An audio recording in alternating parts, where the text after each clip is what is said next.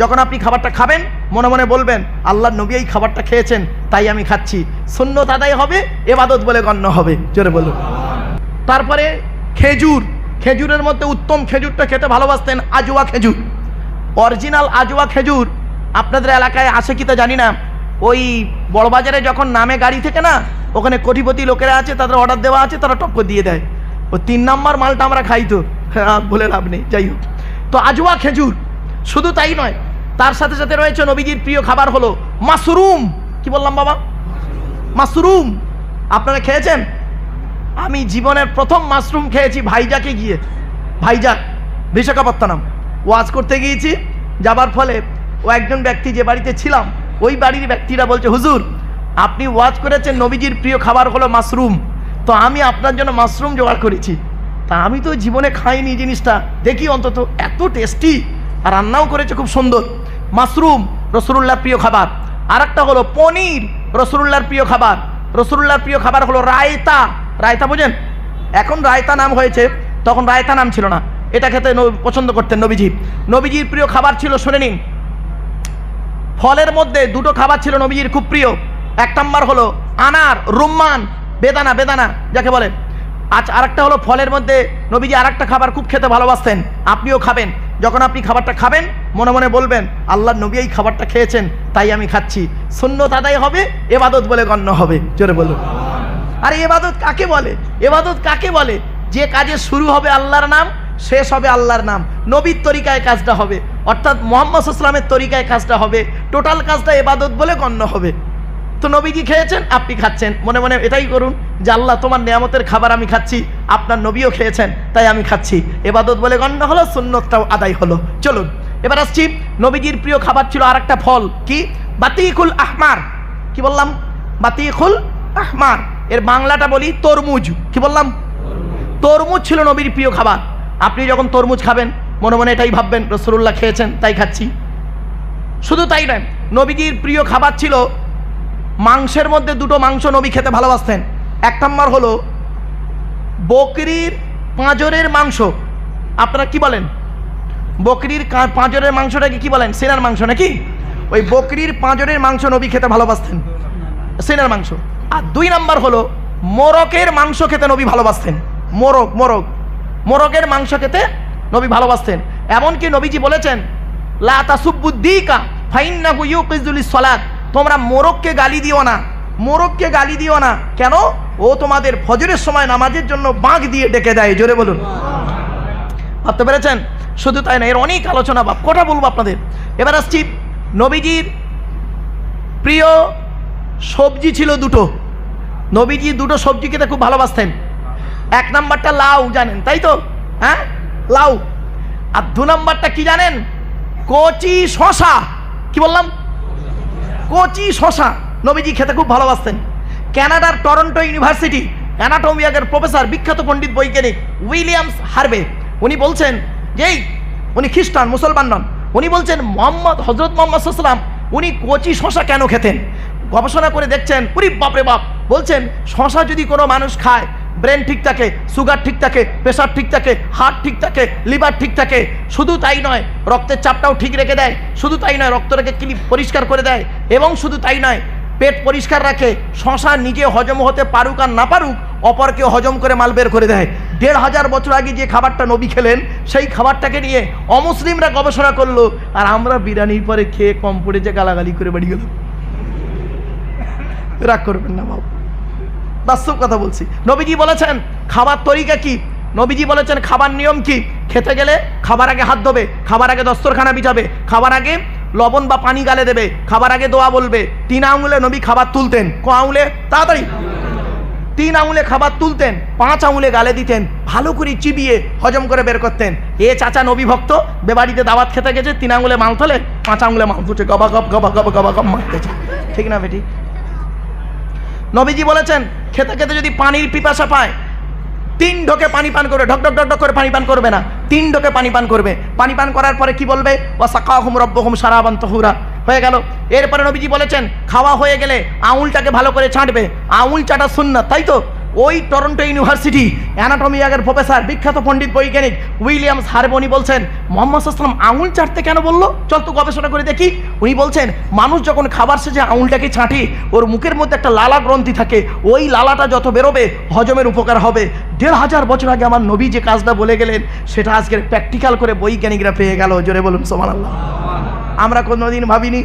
শুধু তাই নয়, এরপরে নবীজি বলেছেন যে প্লেটে খাবেন প্লেটটাকে পরিষ্কার পরিচ্ছন্ন করে খাবে। আল্লাহ নবীর স্ত্রী আম্মা জান আয়েশা বলছেন 1000টা প্লেট যদি আমার সামনে দেওয়া হয়, আল্লাহর নবী যে প্লেটে খেয়েছেন ওই প্লেটটাকে আমি আগেই বুঝতে পারতাম আল্লাহর নবীর প্লেটটা অত্যন্ত পরিষ্কার থাকতো। জোরে বলুন। আর আপনি খেতে গেছেন, প্লেটটা জাবড়া রেখে দিয়েছেন। নবীজি বলেছেন কতটা পরিমাণ খাবে, পেটটাকে 3টে ভাগে ভাগ করবে। প্রথম ভাগটা খাবার দিয়ে ভর্তি করবে, দ্বিতীয় ভাগটা পানি দিয়ে ভর্তি করবে, তৃতীয় ভাগটা ফুল ফাঁকা রাখবে, হজমের উপকার হবে। এ চাচা নবী ভক্ত বেবাড়িতে দাওয়াত খেতে গেছে, পেটটাকে 3টে ভাগে ভাগ করেছে। প্রথম ভাগটা লুচি মিষ্টি ঢুকিয়ে ভর্তি করেছে, দ্বিতীয় ভাগটা বিরিয়ানি ঢুকিয়ে ভর্তি করেছে, তৃতীয় ভাগটা দই মিষ্টি থামস আপ চাটনি পাঁপড়। আর জায়গা নেই চাচার পেটে, চেপে চেপে চেপে চেপে পান মশলা রাস্তার ওপারে গিয়ে বমি করে দিয়েছে। এই বেবাড়িতে গিয়ে নাকি একটা লোক 70 পিস রসগোল্লা খেয়েছে, আর সে মানুষের বাচ্চা না কুমিরের বাচ্চা? মিষ্টি খাওয়া সুন্নত বলে 70 পিস।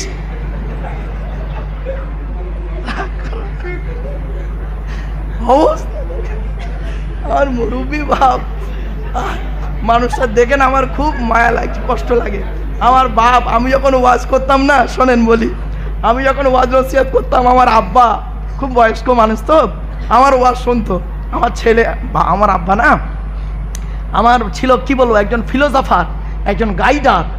উনি জেনারেল শিক্ষিত মানুষ তো, মানে আমি ওয়াজ করব, উনি কোণে বসে থাকবেন, মাথা হেঁট করে, হাসার সময় হাসবেন আর চুপ করে থাকবেন।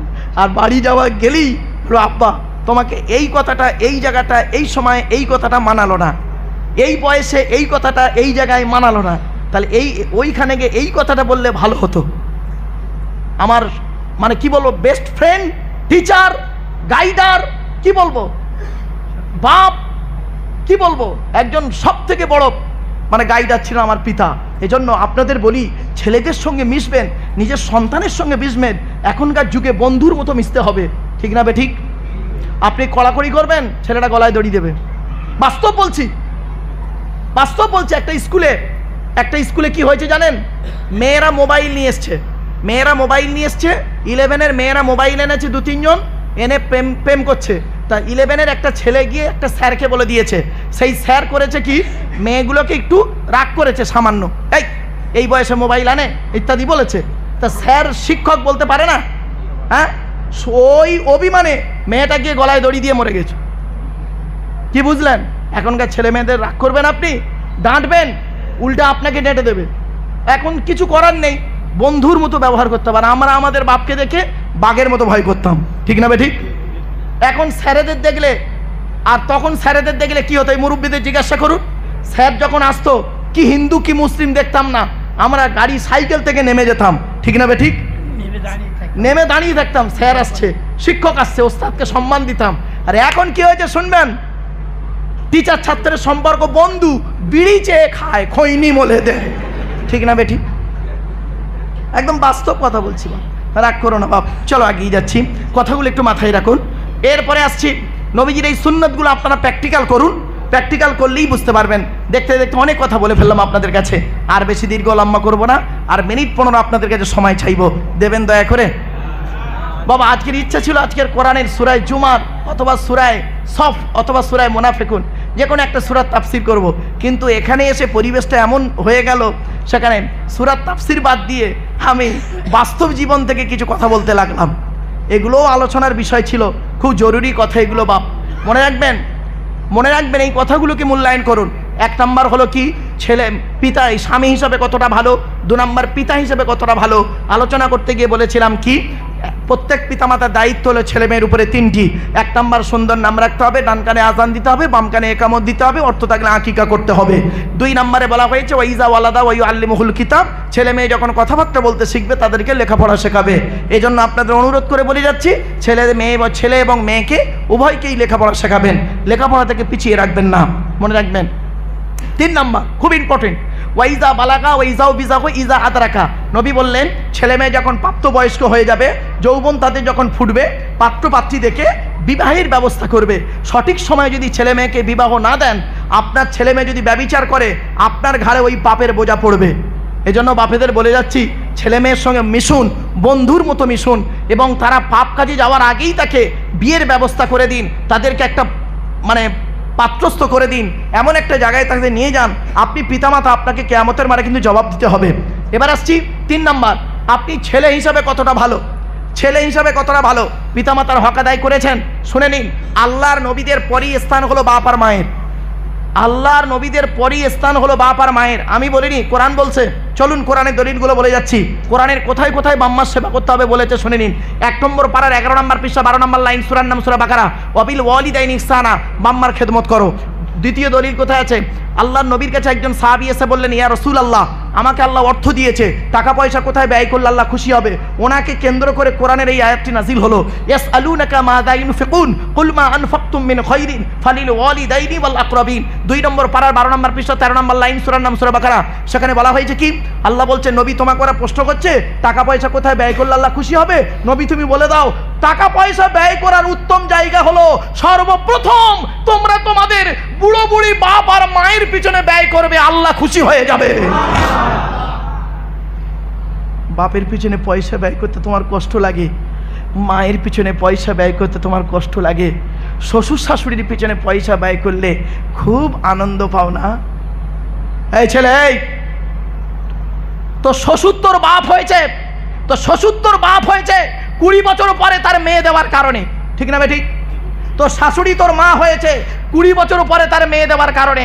আর তোর জন্মদাতা বাপ তোর বাপ হয়েছে, অভাগিনী মা তোর মা হয়েছে তুই যেদিন মায়ের পেটে এসেছিলিস। মনে রাখবেন, সন্তান যখন মায়ের পেটের ভিতরে লাথি মারে, সন্তান যখন মায়ের পেটের ভিতরে লাথি মারে, মা তখন আনন্দে হেসে ফেলে।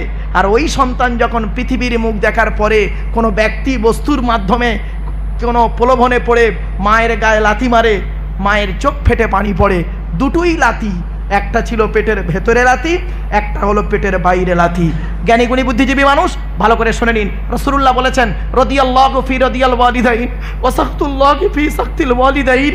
আল্লাহর নবী বলেন, হকের উপরে তোমার বাম্মা যদি তোমার উপরে নারাজ থাকে, আল্লাহ নারাজ হয়ে যাবে। আর হকের উপরে তোমার বাম্মা যদি তোমার উপরে খুশি থাকে, আল্লাহ খুশি হয়ে যাবে। খবরদার, যাদের বাম্মা বেঁচে আছে, বুড়ো বুড়ি বাপ আর মা যাদের বেঁচে আছে, খবরদার খাদাইও না।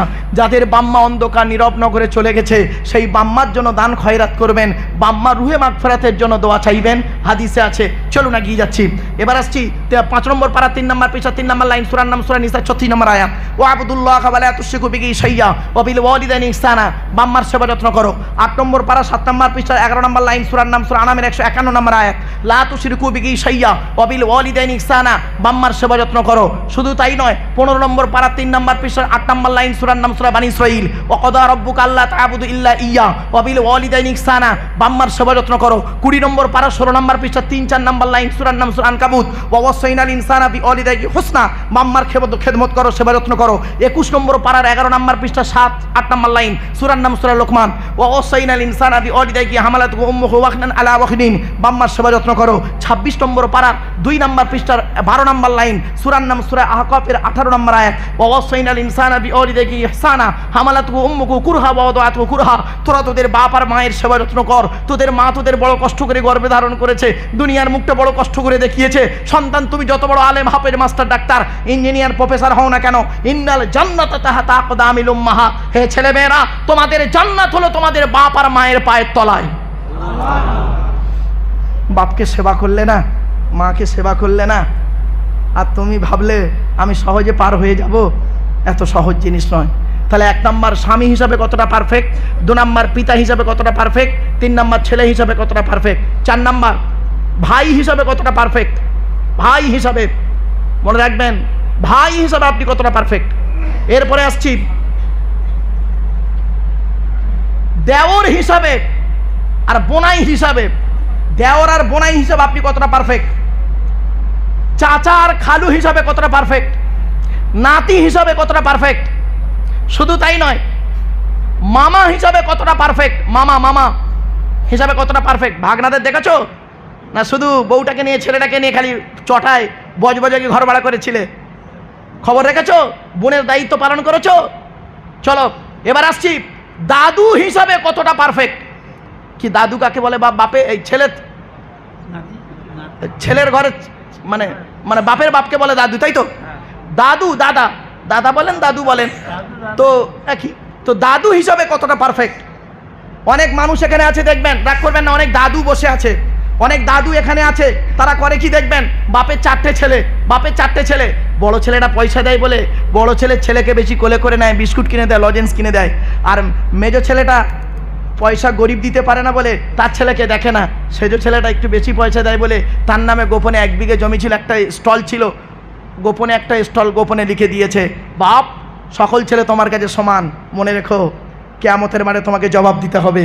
ওয়াইজা কুলতুম ফাদিলু ওয়ালাউ কানা যা কুরবা, মনে রেখো, বাস্তব কথাই বললাম। এই আয়াতের তাফসীর যদি করি কল্পনা করতে পারবেন না বাপ। চলো আল্লাহ পাক কোরআনে বলেছেন ইদিলু, তোমরা ন্যায় বিচার করো, হুয়া আকরাবুলিত তাকওয়া, আমার বাপেরা চলুন। এবার আসছি নানা হিসাবে কতটা পারফেক্ট। কি বললাম বাবা? নানা হিসাবে কতটা পারফেক্ট, মানে মায়ের বাপকে আমরা বলি নানা, তাই তো? দেখেন অনেক ব্যক্তি আছে এখানে দেখবেন ছেলের ঘরের ছেলেকে অত গুরুত্ব দেয় না, মেয়ের ঘরের ছেলেকে গুরুত্ব বেশি দেয়, ঠিক না? ঠিক। তারা আবার কি দলিল দেয় শুনবেন, মূর্খের মতো দলিল দেয়। আমার নবীর কন্যা ফতেমার ঘরে 2টো সন্তান ছিল, হাসান আর হোসাইন, তাই আমার নবী হাসান হোসাইনকে খুব ভালোবাসতেন, মেয়ের ঘরের সন্তানকে ভালোবাসতেন, তাই আমি ভালোবাসছি। হাট, মাথা মোটা কথাকারে। আল্লাহর নবী মুহাম্মদ সাল্লাল্লাহু আলাইহি ওয়াসাল্লামের যদি কোনো পুত্র সন্তান থাকতো আর তারও যদি কোনো বাচ্চা থাকতো, আল্লাহর নবী ওই ছেলের ঘরের ছেলেকেও ভালোবাসতেন, জোরে বলুন ঠিক কিনা? আমরা সেগুলো দেখলাম না, এই জন্য অনুরোধ করে বলে যাচ্ছি কথাগুলো একটু মাথায় রাখবেন, বাস্তব কথা আপনাদেরকে তুলে ধরলাম। এবার আসছি কয়েকটা কথা বাপ, এতক্ষণ আপনাদেরকে অনেক ডালপালা ছড়িয়ে ফেলেছি, বাপ আর মা সম্পর্কে কথাগুলো বলে যাচ্ছি। বাপ আর মাকে কোনোদিন কাঁদাবেন না, আর স্ত্রীর হকটা আদায় করবেন, ছেলে মেয়ের দায়িত্ব পালন করবেন, পিতামাতার সেবা যত্ন করবেন, ভাই ভাই মিলেমিশে চলবেন। মানুষের উপকার করতে না পারলে ক্ষতি করতে যাবেন না, মানুষের উপকার করতে না পারলে ক্ষতি করতে যাবেন না। কবরে কিন্তু শুতে হবে, মনে রাখবেন, আল্লাহ ছাড় দেয় ছেড়ে দেয় না। কি বললাম? আল্লাহ ছাড় দেয় ছেড়ে দেয় না। নামাজ তো আপনাকে পড়তেই হবে 100%, কোনো কনসেশন নেই। আপনি দাঁড়িয়ে দাঁড়িয়ে যদি নামাজ পড়তে না পারেন, আপনাকে বসে বসেও নামাজ পড়তে হবে। আপনি বসেও পড়তে পারছেন না, শুয়ে শুয়েও নামাজ পড়তে হবে, তাতেও পাচ্ছেন না, ইশারাতেও নামাজ পড়তে হবে, তথাপিও নামাজ মাপ নেই, বিশেষ কিছু কারণ, বিশেষ কিছু ব্যক্তির বিশেষ কিছু কারণ ছাড়া। আর রোজা আপনাকে করতেই হবে, এটা ফরজ, বিশেষ কিছু কারণ, বিশেষ কিছু পরিস্থিতি ছাড়া। কথাগুলো একটু বুঝতে পারছেন আমার ভাষা? না বুঝতে পারছেন না? এগুলো একটু লক্ষ্য রাখবেন। কিন্তু আপনাকে এই কাজগুলোর জন্য জবাব দিতে হবে। 10টা কোরআনের বহু আয়াত আছে, আমি জাস্ট 10টা হারাম আয়াত, হারাম আয়াত বলতে কি, এই 10টা হারাম জিনিস প্রত্যেকটা নবীর উপরে তাদের ভাষায় নাজিল হয়েছে, আদম থেকে নিয়ে মুহাম্মদ সাল্লাল্লাহু আলাইহি ওয়াসাল্লাম পর্যন্ত। এই 10টা আয়াত তওরাতেও আছে, ইনজিলেও আছে, জবুরেও আছে, এবং ইব্রাহিম নবীর সহিফাতেও এসছে এই 10টা আয়াত। শুধু তাই নয়, শীষ নবীর উপরে এই 10টা আয়াত নাজিল হয়েছে তাদের ভাষায়, আদম নবীর উপরে এই 10টা হুকুম নাজিল হয়েছে। শুধু তাই নয়, আইয়ুব নবীর উপরে এই 10টা হুকুম নাজিল হয়েছে। কি কি? মুহাম্মদ সাল্লাল্লাহু আলাইহি ওয়াসাল্লামের উপরে সেই 10টা আয়াত নাজিল হয়েছে। আমি আপনাদের বলছি বাবা, শর্ট টাইমের ভিতরে 5 মিনিটের ভিতরে এই 10টা কথা একটু শুনে নিন। আয়াতটা কি কি? পবিত্র কোরআনের 8 নম্বর পারা 7 নম্বর পৃষ্ঠা 11 নম্বর লাইন, সূরার নাম সূরা আনামের 151 নম্বর আয়াত, 152 নম্বর আয়াত, 153 নম্বর আয়াত। আয়াতটা পড়ে নিন। কুল তাআলাউ আতলু মা হাররামা রাব্বুকুম আলাইকুম আল্লা তুশরিকু বিহি শাইয়্যা, তোমরা আল্লাহর সঙ্গে কাউকে শরীক করো না, হারাম। 2 নম্বর ওয়াবিল ওয়ালিদাইনি ইহসানা, পিতামাতার সঙ্গে অবাধ্যতা করো না, পিতামাতাকে গালি দিও না, পিতামাতাকে অত্যাচার করো না, হারাম। আর লা তাকতুলু আওলাদাকুম মিন ইমলাক, তোমরা সন্তানদেরকে হত্যা করো না। এই আয়াতের তাফসীর অন্য আয়াত দিয়ে আছে, লা তাকতুলু আওলাদাকুম মিন খাশিয়াতি ইমলাক, সূরা বানী ইসরাঈলে বলা হয়েছে, শুনে রেখে দিই, সন্তানদেরকে খাওয়াবার ভয়ে হত্যা করো না। অনেক মানুষ এখানে বসে আছে একটা বাচ্চা নিয়ে আর দ্বিতীয় বাচ্চা নিতে চায় না। অনেক মা বোন আছে দেখবেন একটা বাচ্চা নিয়ে দ্বিতীয় বাচ্চা নিতে চায় না। কেন? খাওয়াবো কি করে, জন্ম দিলে মানুষ করতে হবে, অমুক করতে হবে। আরে রেজেকের মালিক আল্লাহ, সন্তান দেওয়ার মালিক আল্লাহ, সন্তান নেওয়ার মালিকও আল্লাহ, আর নিঃসন্তান করার মালিকও আল্লাহ। ঠিক না ঠিক? আরে বাস্তব কথা বলছি। কোরআনে আল্লাহ পাক বলছেন লিল্লাহি মুলকু সামাওয়াতি ওয়াল আরদি ইয়াখলুকু মা ইয়াশা ইয়াহাবু লিমান ইয়াশাউ ইনাসা ওয়া ইয়াহাবু লিমান ইয়াশাউ যুকুর আও ইযাউবিজুহুম যুকুরানা ওয়া ইনাসা ওয়া ইয়াজআলু মান ইয়াশাউ আকিবা। সূরা শুআরার মধ্যে আল্লাহ পাক বললেন 25 নম্বর পারা 7 নম্বর পৃষ্ঠা 12 নম্বর লাইন। আল্লাহ বলছেন আসমান পৃথিবী জমিনের মালিক হলাম আমি আল্লাহ, যা ইচ্ছা তাই সৃষ্টি করতে পারি, যাকে খুশি তাকে শুধু কন্যা দান করি। জোরে বলুন সুবহানাল্লাহ। নেই অনেক মানুষ আছে 4টে কন্যা, মেয়ে ছেলে নেই। নেই আবার অনেক মানুষ আছে ওয়াহাবু লিমান ইয়াশাউ যুকুর, যাকে খুশি তাকে আমি আল্লাহ পুত্র দান করি, 4টে ছেলে মেয়েই নেই। নেই এমন? আবার আল্লাহ বলছেন আউযাউবিজুহুম যুকুরানা ওয়া ইনাসা, আমি আল্লাহ যাকে খুশি তাকে পুত্র কন্যা উভয় দান করি, 2টো ছেলে 2টো মেয়ে। হয়নি? আবার আল্লাহ বলছেন ওয়ায়াজআলু মান ইয়াশাউ আকিবা, আমি যাকে খুশি তাকে পুত্র কন্যা থেকে বঞ্চিত করে বাঁজা করে রাখি। 20 বছর বিয়ে হয়েছে, কোটি কোটি টাকার মালিক, ছেলে নেই মেয়ে নেই। ঠিক না ঠিক? তাহলে আপনারা দোষ দেন কেন? এজন্য অনুরোধ করে বলে যাচ্ছি, একটা সন্তান নিয়ে আপনারা মনে করছেন যে আমি খুব ভালো কাজ করেছি।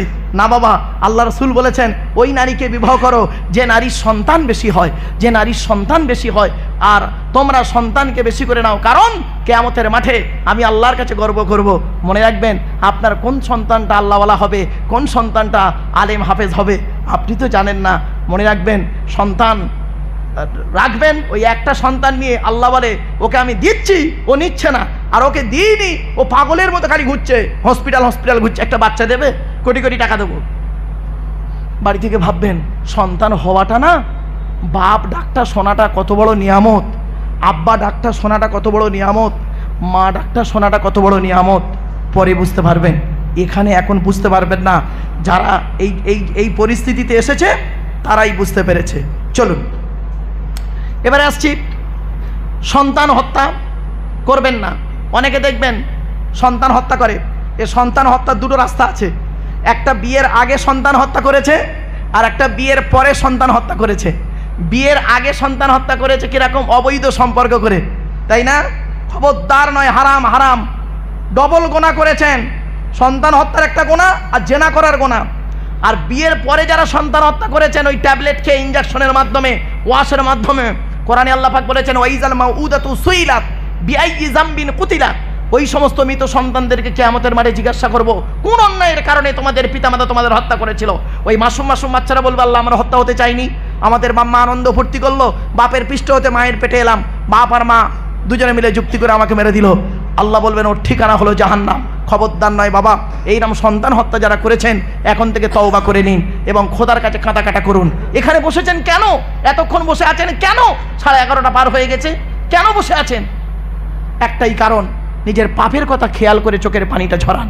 আমি হাসির ছলে অনেক কথা বলছিলাম, মাইন্ডগুলোকে ঠিক করছিলাম। মনে রাখবেন যে হাসির ছলে যে কথাগুলো বলেছি, হাসিগুলো কাল সকালবেলা বাদ দেবেন, হাসিগুলো বাদ দিয়ে মূল কথাগুলো নিয়ে মূল্যায়ন করবেন। মূল কথাগুলো নিয়ে কথা বলতে গিয়ে কিছু হাসির ছলে কথা বলেছি, বাড়িতে গিয়ে ভাববেন আপনি কোন জায়গায় দাঁড়িয়ে আছেন। এরপরে আল্লাহ পাক বলছেন লা তাকরাবুল ফাওয়াহিশা মা যহরা মিনহা ওয়া মা বাতান।